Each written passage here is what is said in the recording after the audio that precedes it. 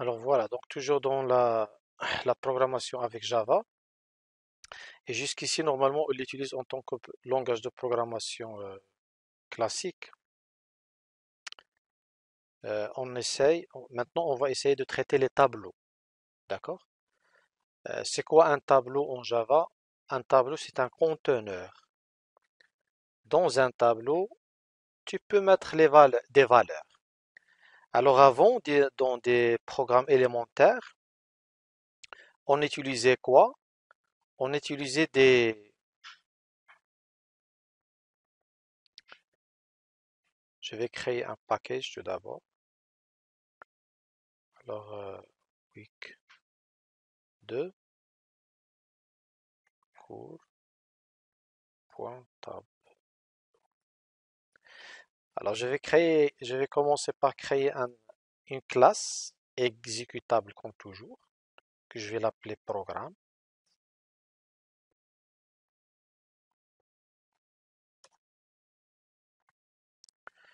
D'accord? Dans ce programme, je vais créer une méthode main pour rendre la classe exécutable. Et on avait l'habitude de stocker, de faire cette déclaration. Déclarer une variable, mettre une valeur dans une variable. C'est ça. Donc, déclarer, d'accord, une variable.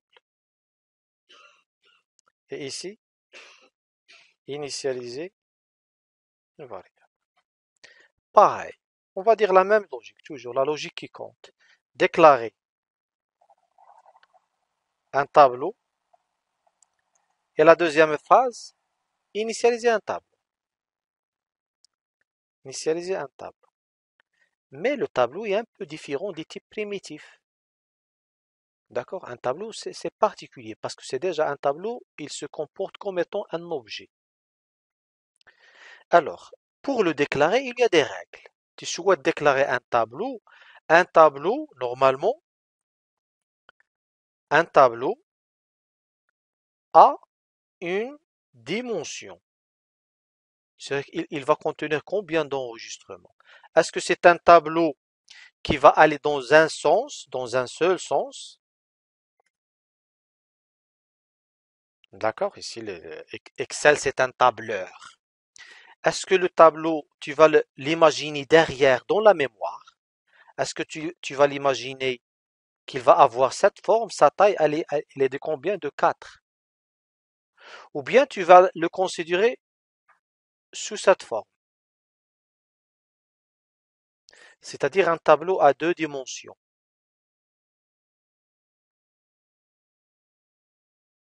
Ici, un tableau à une seule dimension. Pour simplifier, nous allons utiliser un tableau à une seule dimension. Pour les variables primitives, on a une seule case. Vous voyez? Ici, je peux mettre une valeur, mais ici, dans un tableau, je peux mettre dans chaque case une valeur. Et ça dépend de sa taille. La taille de mon tableau ici, elle est de 4. Ici, je sais comment créer une variable de type primitif et stocker dedans une valeur. C'est-à-dire ici, regarde.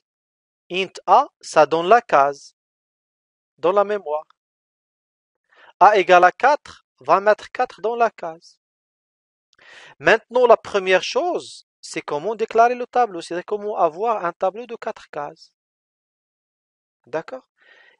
C'est c'est une règle qu'il faut suivre. C'est int, un tableau, chaque case contient un entier. Int t, le nom du tableau, le nom de la variable. Mais pour dire qu'il s'agit d'un tableau, il faut, jusqu'à maintenant, t c'est un type primitif. C'est une seule case. Il faut dire comme ça, pour mentionner comme quoi il contient un... C'est un tableau, il s'agit d'un tableau, mais j'ai pas encore précisé qu'il a la taille 4. Égale new int, parce que je vais son contenu de type entier. New int 4. D'accord? C'est la syntaxe.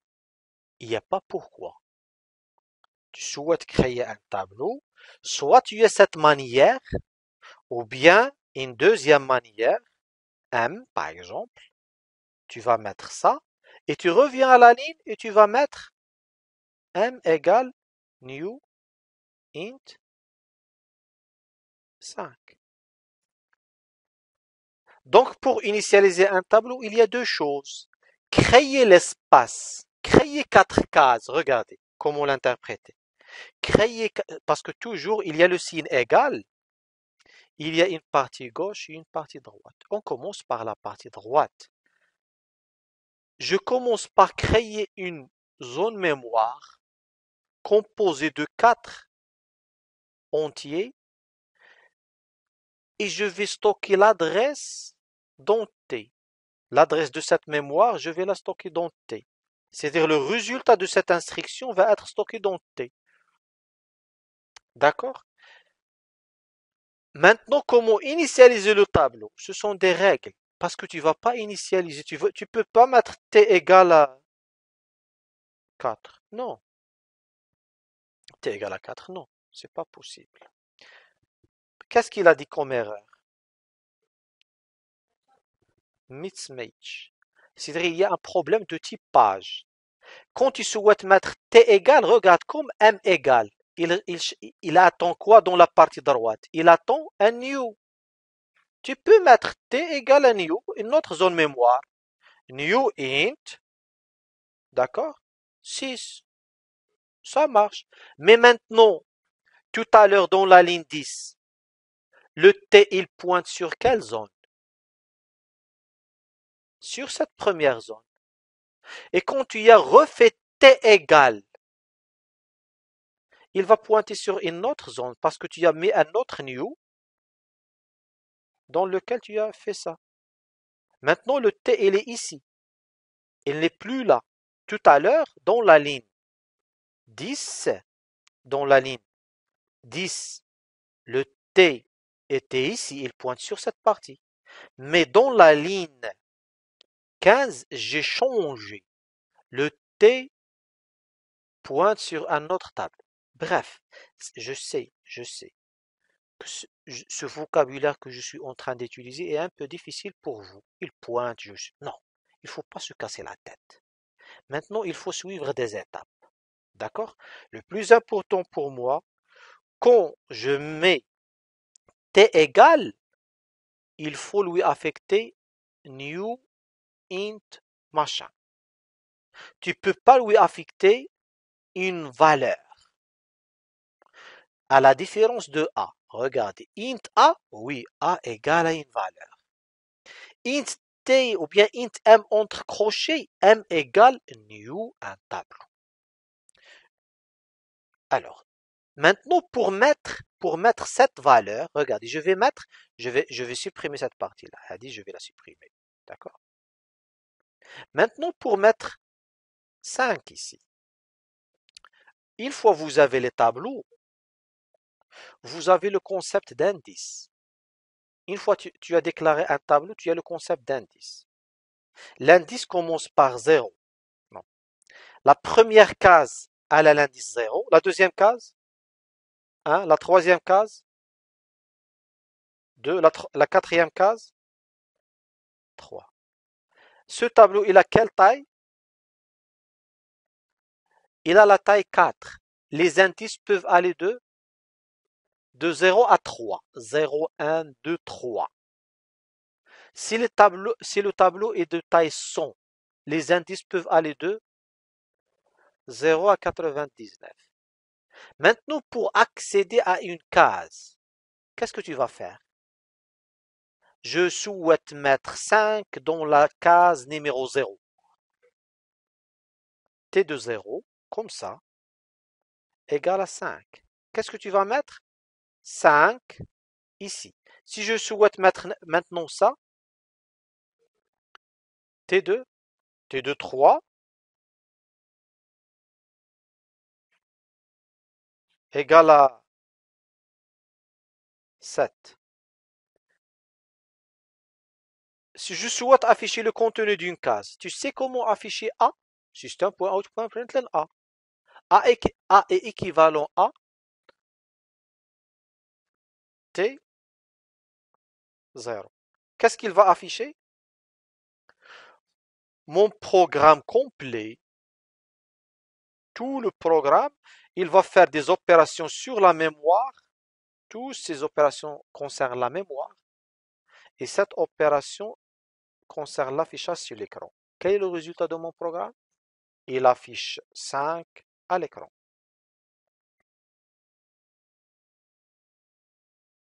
D'accord? Si je vais mettre 1, si je souhaite afficher 1, 0. D'accord? Parce que c'est pas un objet pour dire nul. Il va afficher 0. Donc au début, les cases sont initialisées toutes à la création. Toutes les cases sont initialisées à 0. Très bien. Donc, voilà. Donc maintenant, on sait comment initialiser. On sait comment afficher. Regardez. Pour initialiser, je vais mettre T1 égale à 3. T1, T2 égale à, par exemple, 2. Alors, on sait les compétences que nous avons. On sait créer un tableau. Je vais les supprimer. On sait comment initialiser un tableau et on sait comment initialiser une case. Nous sommes capables d'initialiser l'ensemble des cases.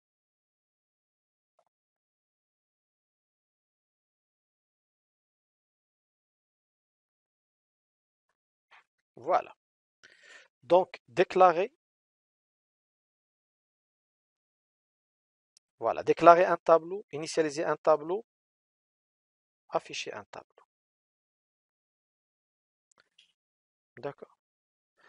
Supposons que j'ai un tableau de... Maintenant, c'est bon, on a ces compétences-là. Déclarer, initialiser, afficher. Maintenant, supposons que j'ai la taille 100. J'ai 100 cases. Par exemple, les notes de 100 étudiants. Je les stocke dans un tableau. Est-ce que je vais mettre pour afficher, je vais afficher comme ça? 4, 5, 6, 7, 8, 9, 10. Non, ça c'est une méthode naïve et bête à la fois. Il ne faut pas procéder ainsi. Même nous, les humains, chaque jour, on utilise ce qu'on appelle des astuces pour simplifier la répétition. Si je vous demande, par exemple, si quelqu'un entre, je vais lui demander de vous saluer à la main. Je ne vais pas lui dire salut Rizlan, salut Aïcha, salut Mohamed, salut Tat, salut. Je vais tout simplement dire salut tout le monde. Ou bien, dans la programmation, il n'y a pas ce concept de saluer tout le monde. C'est-à-dire ici, je peux dire afficher tout le tableau. Mais comment faire? Ça, c'est un premier résumé. Afficher tout le tableau. Tout le tableau. Mais je peux la restructurer, cet objectif. Je peux le reformuler. Chaque personne, je peux dire chaque personne, le saluer, tout simplement. Le saluer. Personne, c'est inconnu. Je peux dire dans le tableau, pour s'approcher du concept indice-valeur. Comment je vais dire? Donnez-moi la phrase à dire. Indice-valeur. Voilà pour afficher la case, la case euh, d'indice I. D'indice I, c'est générique. Pour I, allons de 0 à 90. Ça, c'est proche à la logique qu'on va utiliser pour implémenter. D'accord? Autrement dit, je vais s'approcher encore pour i allant de 0 à 99. Afficher quoi? T de i. Alors comment faire? C'est-à-dire j'aurai une seule instruction. System.out.println T de i. Et le i il est de quel type puisqu'il représente l'indice? Toujours l'indice, il est de type int. D'accord? Maintenant, comment formuler pour i allant de 0 à 4? Ça, c'est une boucle. D'accord? C'est une boucle. Elle a une syntaxe, il faut respecter. Donc, il y a pour, c'est for. For entre parenthèses. Tu dois respecter la forme de la boucle. Pour i allant de 0, c'est-à-dire pour i égale à 0, jusqu'à 99. C'est-à-dire, tu vas dire tant que le i il est inférieur à 19, à 99. Tant que le i n'a pas atteint 19, 99, je vais faire ce travail. Oui, ou bien inférieur ou égal à 99. D'accord? Initialisation, condition, la troisième chose, c'est incrémentation. Je peux mettre i égale à i plus 1. Je commence à 0, je boucle, je reviens, je boucle, je reviens, je boucle, je reviens. Donc c'est ça la forme de la boucle. Donc je vais mettre for i égale à 0, i inférieur à ou égal, ou bien inférieur strictement à 100, comme vous voulez, et plus plus, ou bien i égale à i plus 1. D'accord? C'est ça machin. Et je vais enlever head. D'accord? Jusqu'à présent, essayez de l'apprendre tel qu'il est. D'accord? Tel qu'il est. Donc, si je vais afficher bien sûr le résultat, attendez, on a déjà, oui, son valeur, mais le reste, il est initialisé à 0. D'accord? Toutes les valeurs sont initialisées à 0, sauf les premières que j'avais mis. Voilà. D'accord? Alors ça, c'est la forme de la boucle. Donc, pour les tableaux, je suis capable de déclarer un tableau, initialiser un tableau et afficher un tableau d'une méthode intelligente parce qu'il faut traiter le cas général. Il faut les boucles. Les boucles, pour y allant du premier indice jusqu'à le dernier indice, faire, c'est afficher le contenu de TI. D'accord? Maintenant, pour l'initialisation, je peux utiliser aussi la boucle pour initialiser. Alors, pour initialiser, parce que ici, j'utilise bêtement, d'accord? Mais supposons que, je ne sais pas, euh, je souhaite mettre dans chaque case la valeur de i plus 5, c'est-à-dire l'indice plus 5. C'est-à-dire je souhaite avoir ce résultat-là. C'est un pattern. Si je vais avoir 5, et si je vais avoir 6, et si je vais avoir 7, qu'est-ce que j'ai dit? Chaque case plus i, ou bien 5 plus i, et plus 5, c'est ici 7. Et si on 3, 8. D'accord? Et voilà. D'accord? Et ça, c'est un pattern, si vous voulez dire. Il y a quelque chose qui se répète. Tu peux même l'initialisation la mettre dans. C'est-à-dire, je peux, ou bien je commence par la chose là facile, et ainsi de suite, jusqu'à 100. Comment je vais faire dans l'initialisation? Je vais effacer ça, et je vais dire for, le i, il faut le monter, parce que, voilà, for i égale à 0, i inférieur à 100, i plus plus, et qu'est-ce que je vais mettre? Égal à i, j'ai dit vers la fin, égal à i. Et maintenant, il va, oui, j'avais dit, mais j'ai changé le, d'accord? Voilà. Si je souhaite qu'il contienne des, d'accord? Des valeurs, par exemple, i plus 5, je peux mettre i plus 5. Voilà, et je vais faire ceci. Monsieur, Oui, j'ai pas bien compris la. le plus, ah oui, ouais. Tu as compris maintenant? C'est bon, hein, une fois, on aura l'occasion de parler de qu'est-ce que ça veut dire i plus plus. Alors, d'abord, maintenant, on sait comment faire Smith, c'est-à-dire déclarer un tableau, initialiser un tableau, afficher le contenu d'un tableau. D'accord? Alors, regardez, j'ai modifié là, et maintenant j'aurai une erreur. Index of bound exception. D'accord?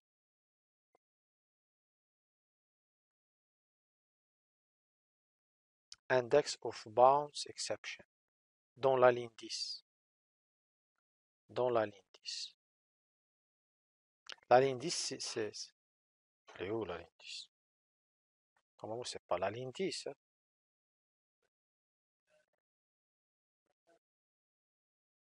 La ligne 12 plutôt. La 10, c'est la 10e itération. Et pourquoi exactement la 10e itération?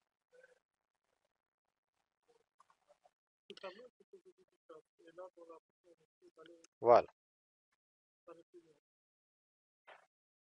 C'est-à-dire, il va faire une petite exécution. Bon, c'est pas grave. Mais une fois il est dans 10, il va pas pouvoir faire la suite. Pourquoi? Parce que nous, dans la déclaration, on a déclaré, attendez,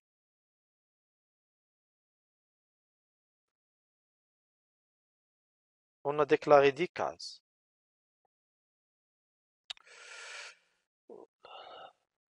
On a déclaré 10 cases. Voilà. On a réussi à stocker correctement les choses ici. 0, 1, 2, 3, 4, 5, 6, 7, 8, 9. Et dans la suite, qu'est-ce qu'il va essayer de faire? Il va essayer de faire, une fois arrivé à i égale à 10, qu'est-ce qu'il va essayer de faire? Il va essayer de faire T10 égale à 10. Il n'arrive pas parce que la 10e case n'existe pas.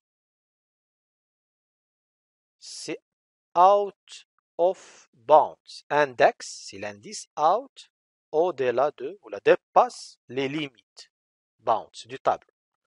D'accord? Donc ça marche pas.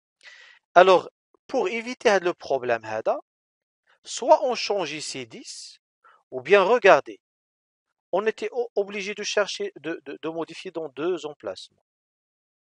Maintenant, c'est correct. Et si je vais changer ici, je dois changer là encore. Mais maintenant, je souhaite que c'est pas la peine de changer ici.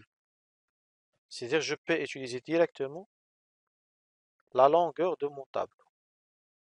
Et automatiquement, si je vais mettre ici 100, marche. D'accord? Même l'affichage. Mais si je vais mettre 10, je vais pas changer ici parce que c'est dynamique. Maintenant, la longueur de mon tableau, c'est 10. Mais dans l'affichage, il y a toujours le problème. Pourquoi? Parce que ici, je dois faire la même chose. D'accord? Donc, jusqu'à présent, vous connaissez comment déclarer un tableau, comment l'initialiser, comment l'afficher, et qu'est-ce que ça veut dire t.length. T.length, c'est la longueur de mon tableau. La longueur du tableau, c'est...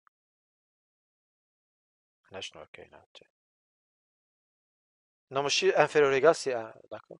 C'est inférieur strictement, parce que la taille, c'est 100. Inférieur strictement à 100, ou bien inférieur ou égal à la taille moins 1. D'accord? Ici, normalement, c'est, regardez, l'indice. D'accord? 10. Donc, parce que ici, c'est 10. Si je vais mettre 50, il va afficher 50. Alors, vous connaissez qu'est-ce que ça veut dire, comment créer un tableau, comment l'initialiser, qu'est-ce que ça veut dire sa taille, comment afficher sa taille, et ainsi de suite. Alors ça, c'est la première manipulation des tableaux. D'accord? Alors, Voilà, je vais m'arrêter ici pour le traitement des tableaux et je réponds à ta question.